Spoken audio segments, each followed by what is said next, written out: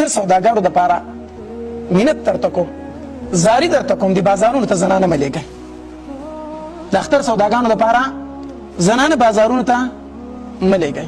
د خپلو خویندو ته م وامه، د خپلو میندو ته م وامه، 10 ورځې خو روژې ونیوې، 10 ورځې خو تراویح وکړې، د الله په دربار کې ودرېدی.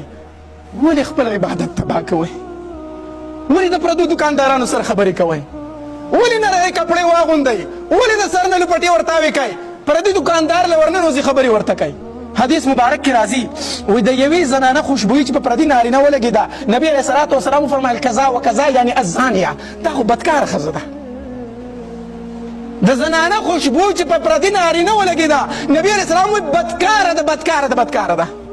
خپلو خویندو ته هم یقین په الله که افسوس راشي، زه د شپې د ختمونو له ګرځم، په نیمه نیمه شپه باندې راځم، په دې بازارونو را تېرېږم، په بازارونو کې دومره رش دی، دومره رش دی چې د مونږ ګاډۍ پکې په ګنټو ګنټو ولاړې، لار پکې نه کېږي. ولې نه کېږي؟ تمامې زنانه دي په سړکونو کې.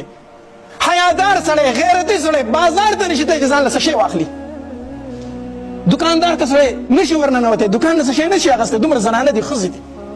یاد وساتئ کوم سړی چې خپلې ښځې دکان ته بوځي، په خپله د بار په ګاډۍ کې ناست دی، ښځې یې لیدلي وي تاسو ځان له سودا والئ. زه هم دا انسان، د الفاظ مې به لږ سخت دي، خو دې انسان ته دوس ویلی کېږي. څه ویلی کېږي؟ دوس. او حدیث مبارک کې راځي الله تبارک وتعالی په دوس باندې د جنت بوی حرام کړی دی. د جنت بوی په دوس سړي حرام دی.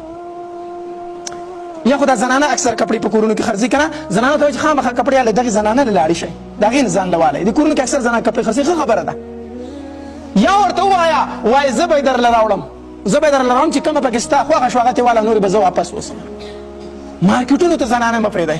دې خویندو ته وامه چې دکان ته لاړې، د پردي نارینه سره ودرېدلې، 10 ورځې دې روژې نیولې وې، 10 شپې دې تراویح کړې وې، هغه ټولې دې په سین لا وکړې، څه برباد شو، تش لاس پاتې شوې، هېڅ په لاس رانهلو.